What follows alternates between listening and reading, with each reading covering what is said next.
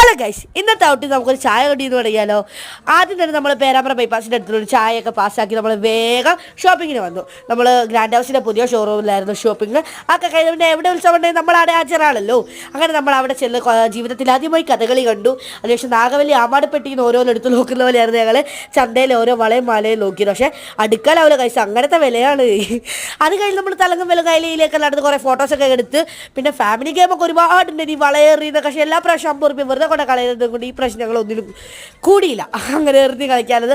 പിന്നെ അവിടെ ഇലയിലേക്ക് നടന്ന് കുറച്ച് സാധനങ്ങളൊക്കെ വാങ്ങി, കുറച്ച് നെസ്റ്റു മുട്ടായി വാങ്ങി, 2 നെസ്റ്റു മുട്ടായി, പിന്നെ തിരുവാതിരകളി കണ്ടു. ജനസമുദ്രമായിരുന്നു ഗൈസ്. അതുകൊണ്ട് ഞങ്ങൾ കുറച്ച് നേരം കണ്ടങ്ങ് പോയി.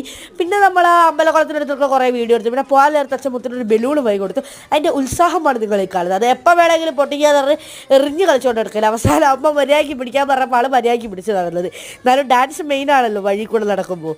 അത് കഴിഞ്ഞ് 2 നെസ്റ്റു മുട്ടായി കടലയൊക്കെ വാങ്ങി ടാറ്റ.